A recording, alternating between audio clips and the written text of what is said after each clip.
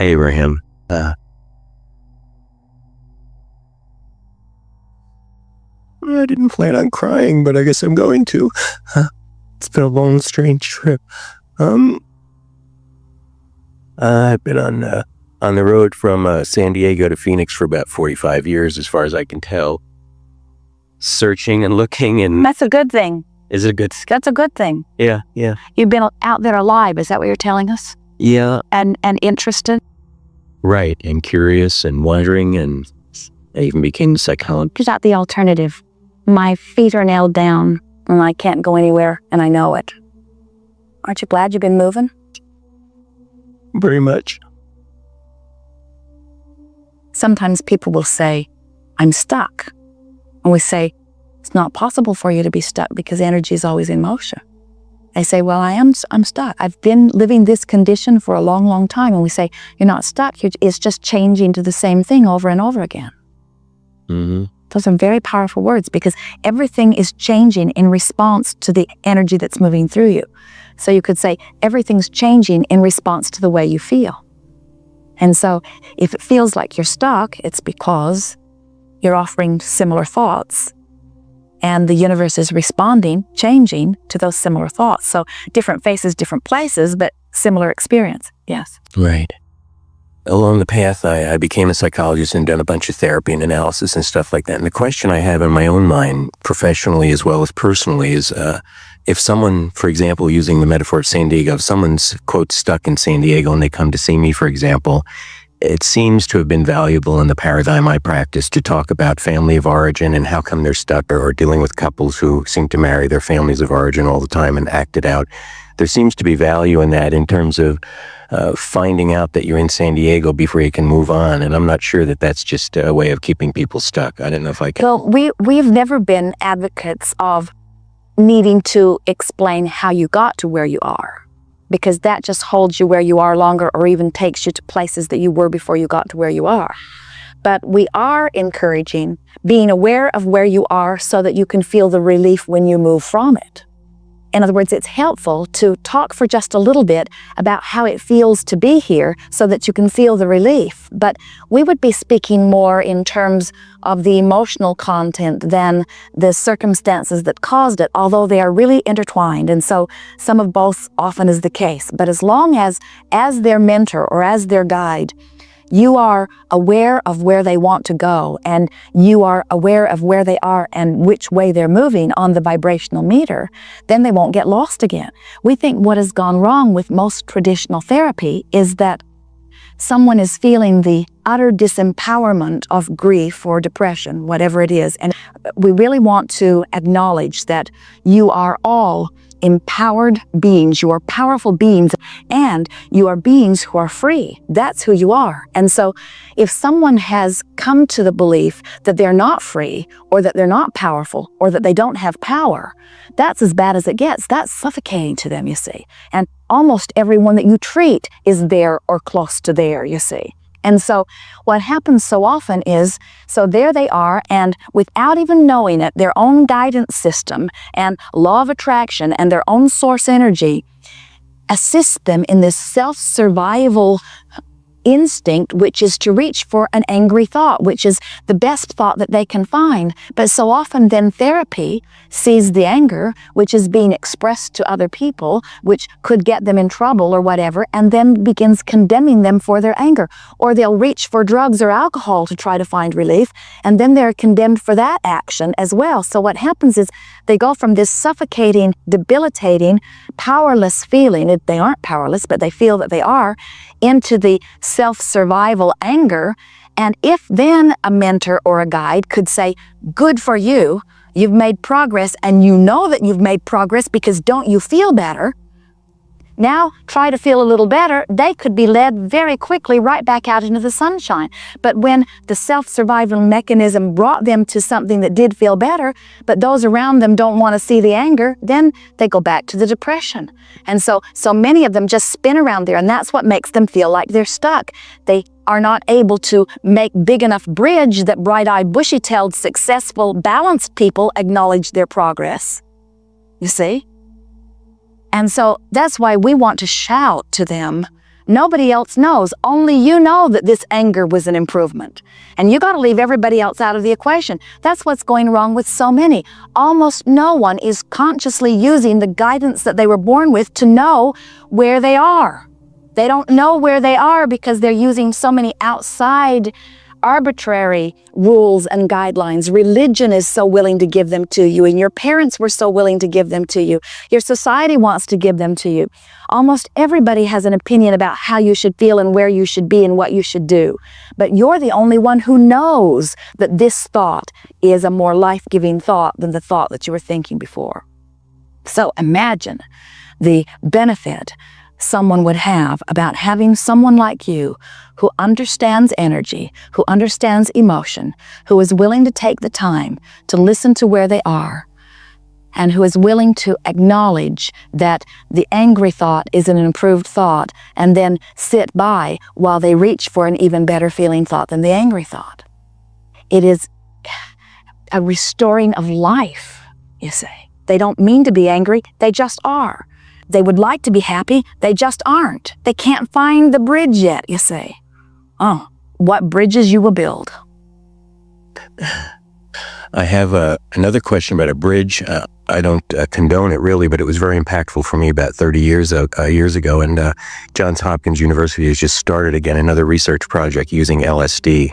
And it was very impactful for me. It kind of cracked my cosmic egg. It woke me up in ways that were confusing, and yet it led me to move on. And I know there's horror stories about it, and I'm curious about the use of a drug that seems to like be a periscope up into possibilities and then fall back down into this reality. It seems well, the advantage of it is that it gives someone the opportunity to experience the euphoria that they have not felt for a while. The disadvantage of it is that it gave them a dose of euphoria that they haven't figured out how to find without the LSD. So then the LSD becomes more important to them. That would sort of be like having someone pressing a pillow to your face and someone giving you a little tube of oxygen, and then you taking the tube of oxygen away and they say, give it back, give it back. And you would say, well, I'm going to teach you how to get the pillow off your face. And they say, well, in good time, but meanwhile, give me the tube. Because right now, I really want to breathe, you see. So many people turn to drugs or alcohol because in their less focused state of thinking, they are less resistant and they feel relief, their cork floats.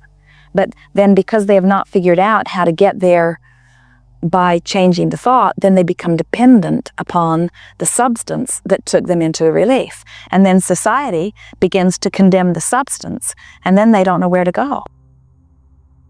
The final thing that I wanted to ask was where I am, I guess, with respect to myself and other, and that's a psychological language of self and other and so on, and awareness and all the awareness training I've done. And it seems to me ultimately that when there's nothing but awareness, that's God. When our awareness merges and there's no separateness, there's no other, there's only self.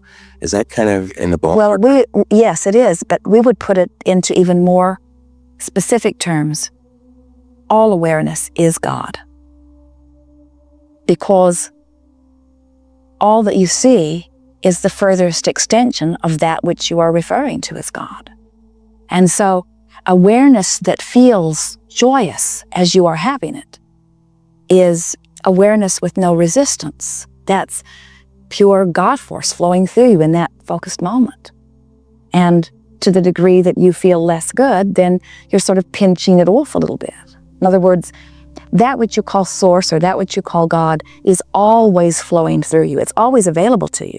And to the degree that you are able to allow it and decipher it in any moment is about the amount of resistance that you're holding. But over the time, many of you have been listening to us as we talk about resistance. And we think in some ways you have come away thinking resistance is a bad thing, because it is keeping me from the good that would be there otherwise.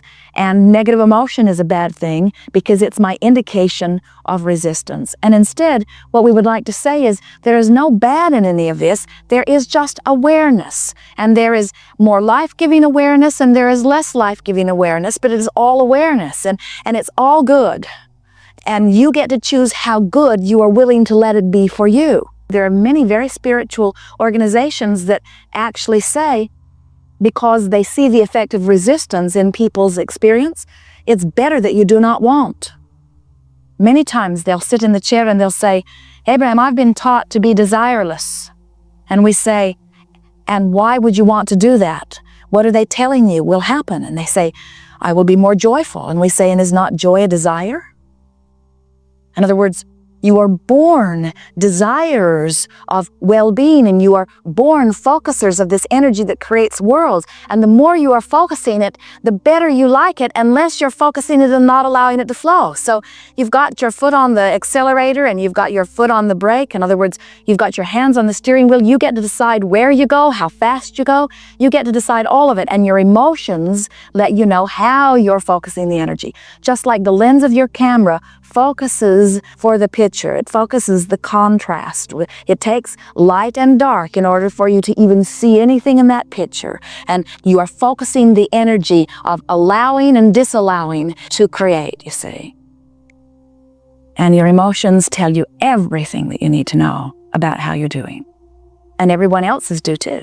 So as a counselor, what we would say, if we were in your shoes and we were visiting with anyone, we would say, first of all, it's not my job to tell you what to want. That's your job. And next, it's not my job to tell you if you're going about it in the right way. That's your job too. My job, we would say to them, is to make you aware of your guidance system. What's the benefit of moving up that vibrational meter? What does it mean? We want to address that here because we haven't talked about it clearly. So this is the way that it is. Contrast helps you to specifically choose what you desire. That's step one. Preference is born in you in every moment. And can you imagine how many preferences have been set forth even before you were born into this body and all of the years since? Can you imagine the millions upon millions, countless, we cannot even find numbers of preferences that have exuded from you that the universe is responding to on your behalf? You are a veritable vortex energy field. The summoning power that is happening around you because of your exposure to life and the desires that have been born within you is enormous. So here is all of this powerful desire flowing. So step one is asking. That's taken care of. Step two, source is answering. That's taken care of. In other words, there's no question that what you have asked for is being heard and answered. It's being answered constantly. The question is, what am I doing right now? And that's why you want to pay attention to the way you feel. Your emotions are letting you know, I'm not allowing what I'm asking for. I am allowing what I'm asking for. On this subject, I'm allowing a little more than on this subject. This subject is wide open. Things are manifesting. I can see it. I feel really good. This subject feels blocked. Well, that's logical. And as you start paying attention to the absolute correlation between the way you feel and what's manifesting, then you understand that you hold the key to the letting it in. If you could see an aerial view, it would be, and we can, all of these things that you've been asking for are lined up right outside your door. Lined up right there. Endless people and places and circumstances and events, all lined up to accommodate you. All lined up. And as you reach for the thought that feels a little better, some of them squirt in. And as you reach for the thought that feels better, more of them squirt in. As you reach for, and right away, in the first day of finding the delicious relief that rage gives you over depression, something will manifest. You will see movement in your experience just with that incremental change. And you can imagine each day that you reclaim your ground and you begin saying things like, well, I'm not there yet. I'm not into positive emotion, but I sure feel better than I did. And everything in your experience, every relationship will adjust to the new stance you have found vibrationally. It's great fun to watch it with those that you are mentoring. Mm-hmm. Yes. Something more? No, I think I just want to say thank you, and Jerry and Esther and everybody who's here. I just feel very grateful. We are all in this together, and we're all having a very good time on our way to San Diego. But we have to say to you, San Diego is like Ithaca. It is an elusive dream. It'll always be out there, and you'll always be on your way to it. So you might as well get happy now.